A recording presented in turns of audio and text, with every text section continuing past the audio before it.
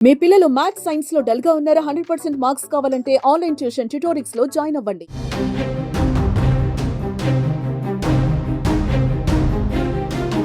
గత కొద్ది రోజుల నుంచి భారీ వర్షాలు సంభవిస్తున్న పరిస్థితులను మనం చూస్తున్నాం. వివిధ రాష్ట్రాలలో ఈ వర్షాల కారణంగా వరదలు ప్రవహించి చాలా ప్రాంతాలలో మృత్యువాత పడుతున్న ఘటనలు కూడా చూస్తున్నాం. ముంబై, ఢిల్లీ, బెంగళూరు లాంటి ప్రాంతాలలో.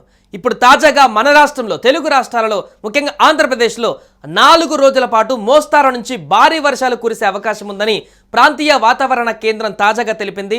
బుధవారం నుండి వచ్చే ఆదివారం వరకు రాష్ట్రంలో పలు జిల్లాలలో ఉరుములు మెరుపులతో కూడిన భారీ వర్షాలు కురిసే అవకాశం ఉందని వాతావరణ శాఖ హెచ్చరించింది.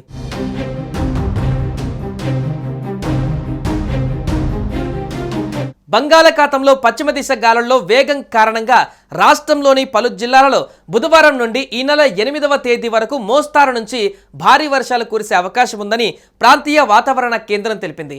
రాష్ట్రంలో ప్రస్తుతం వేడి వాతావరణం నెలకొన్న కారణంగా కనిష్టంగా 90 డిగ్రీల నుండి గరిష్టంగా 102 డిగ్రీల వరకు ఉష్ణోగ్రతలు నమోదవుతున్నాయి.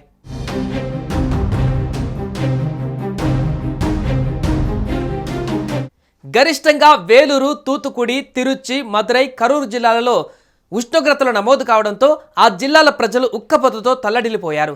అదేవిధంగా చెన్నై, ఈరోడ్, పాలయం కొట్ట, తంజావూరులో కూడా భారీగా ఉష్ణోగ్రతలు నమోదవుతున్నాయి. నాగపట్నం, తిరుపత్తూరు, తిరుత్తనిలోని ఆ ప్రాంతాలలో కూడా భారీగా ఉష్ణోగ్రతలు నమోదవుతున్నాయి. ఇక వేలూరు, కరూర్, దిండుగల్, చెన్నై ప్రాంతాలలో సాధారణం కంటే 3 డిగ్రీల సెల్సియస్ వరకు ఉష్ణోగ్రతలు నమోదవుతున్నట్లుగా మంగళవారం వాతావరణ పరిశోధన కేంద్రం తెలిపింది. బంగాళాఖాతంలో పశ్చిమ దిశగా వీస్తున్న గాలుల వేగం పుంజుకున్న కారణంగా బుధవారం నుండి వచ్చే ఆదివారం వరకు రాష్ట్రంలో పలు జిల్లాలలో ఉరుములు మెరుపులతో కూడిన వర్షాలు కురిసే అవకాశం ఉందని ఆ శాఖ హెచ్చరించింది.